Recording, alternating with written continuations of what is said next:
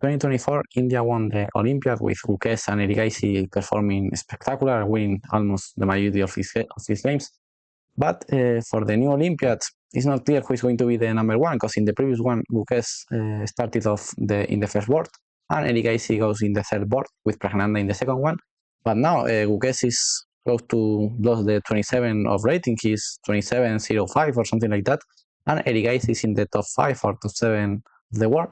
So it's not clear who should be the next number one for the Olympiad in India to retain the title. And in the Chennai Masters, the previous tournament of both players before the Olympiad, they face between each other in the 5th round. After Firuza lost one game in the round 2 against Firuza, so Gukesh is in a very bad pace. So let's see what's happening in that game. Okay, Gukesh open with c4. I'm going to put the board in the side of Gukesh. c4, e6, knight c3, d5, d4, and now Erigaisi again with bishop b7. I'm not a huge fan of this opening with black, because I think that you give quite many space. But okay, it's playable. But for me, it's a little bit passive. But okay, Erigaisi again with aggressive ideas always. It takes bishop f4. Very logical. Black give you the control of this long diagonal, so we place a bishop there. c6, e3, bishop f5, and now g4. I like this move, taking space. Bishop b6 and h4, just taking more space. I really like this opening for white. Knight here, and here Gukesh make a novelty in the move 9, who is very strange to see a novelty in the move 9. Here the most common moves are h5, queen b3, g5, who is not good because h6. But okay, knight h5 by Gukesh, giving the h4 pawn, so really very aggressive idea by Gukesh in this opening. I really like that, giving the h4 pawn, queen b6 the most logical move, just attacking b2, rook b1, and finally Erigaisi accept the pawn. So if not, knight g5 is coming, so it's the most logical option is here, accept the pawn, g5, and here the best move to defend the bishop is knight f8, because bishop d3, for example, knight g6, knight d4, because here is, if not, queen h5 is the threat. Like queen h5 is the threat here, so you should play something to defend the bishop. Knight f8 to play knight g6. So this line was the best for black. Of course, not easy to see everything, because at the end of this line, white is fine too. Erigaisi play very fast the most natural move, who is knight e7, knight g1. Yes, this was the other idea of trap the bishop, not only queen h5, knight g1 is the other idea, knight g6, and now knight f3, improving the knight and attacking the bishop. Bishop g4, bishop h3, h5. Until here, Gukesh was playing perfect thanks to his good opening play. Gukesh is a good player in the openings. Maybe not the best of the world. Nowadays, I prefer Erigaisi, Caruana, maybe Sindarov, who is making great preps. But okay, Gukesh is not bad in the openings, of course. So okay, here Gukesh was playing perfect. Here, bishop g4 is not the best, but white is better anyway. G takes h6 is slightly better. Bishop takes, pawn takes, rook g8, and after all of these trades, white is better, especially thanks to the h2 bishop, because now the black king have no safe square. It's true that the white king is not really is not perfect, but the black king is going to have more trouble, especially thanks to the h2 bishop. Okay, bishop g4 by Gukesh. White is better anyway. After all of these trades, it's similar than the other position. White have this very strong g3 bishop, who is controlling all this diagonal and not allowing the black king to defend. So until here, I really like how Gukesh was playing.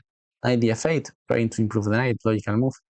Here, okay, king d2 or b4 are playable, but okay, king f1 is fine.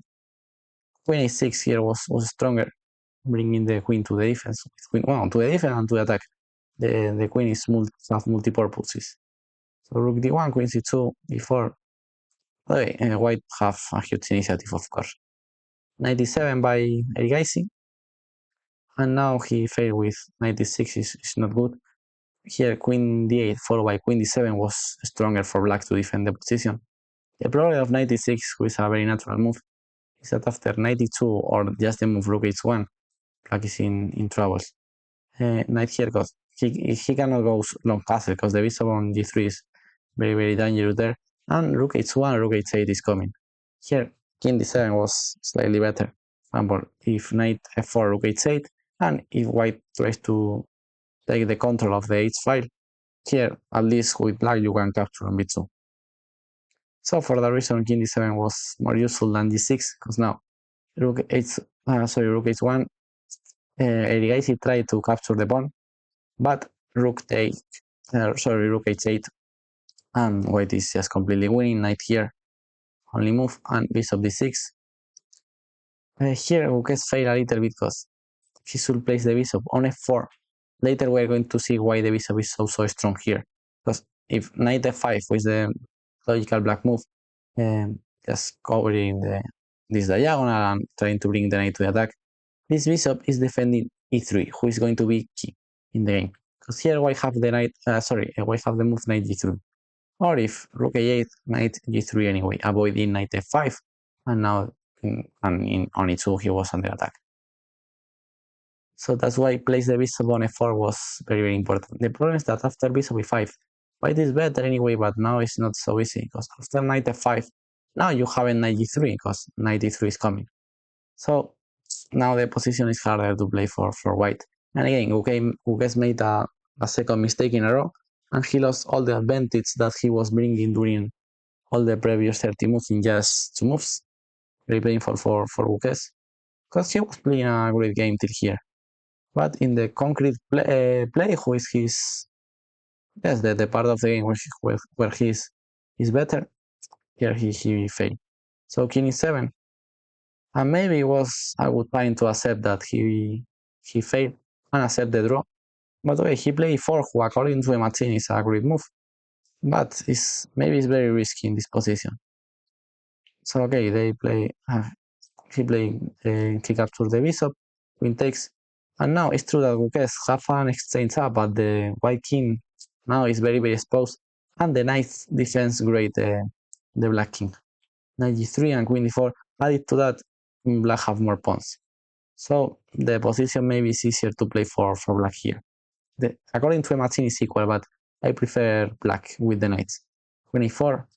Okay, trade queens is the best option. And for here again, f4, and maybe this moment was important trying to trade queens. But anyway, I think that black position is more pleasant. I think that Guquez should accept the draw this position, because this other one with exchange up, but black have great knights and a very safe king. And added to that, the knight on g3 is bad, and black have a pass pawn on the d5. Knight g5 was another normal move. By the way, I like d4 of Erigaisi. f4, d3, just pushing the pawn, queen d2, knight dc5, f5, great move by Guquez, looking for counterplay, knight takes. And here, okay, Guquez, finally he failed again. The position is not easy to defend. e5 was stronger, it's natural opening the rook, queen c2, and now maybe he missed this move, queen f2, very important. Knight g5, knight d4, and okay, the danger is more or less over for white. Knight d3, knight g5, queen f2, knight c4, queen b2, and now great move by Erigaisi, who played really well this part of the game. King e6, rook f4 again, c5, great move. The knights defends perfectly the black king, a3, and queen c6. Both players are making top level moves. a3 is another great move. White have all his pieces perfect, so he has improved a little bit. Queen c6, queen b3. And here Guquez made a very strange mistake. This is as very similar than the game against Aliasa Firuza, where he make all the time like concrete moves instead of just make the normal positional move, improving the pieces. He all the time goes for the concrete play.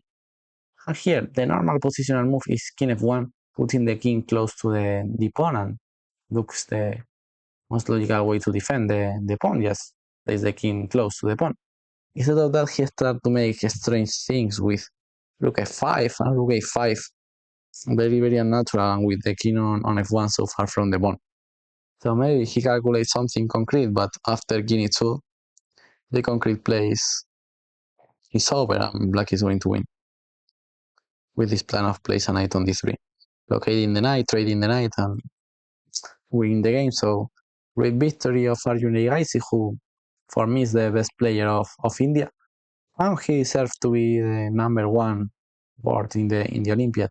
Maybe they make a similar strategy as in the previous year of put Erigaisi in the lower boards because he used to play more open tournaments. But okay, nowadays Erigaisi is playing all the elite tournaments. So maybe the situation could be a little bit different than 2 years ago. So, but okay, let's see what happened with the Indian team in the Olympiad. I'm going to make another video analyzing other loss of Phuket. So let's see the video. Bye bye.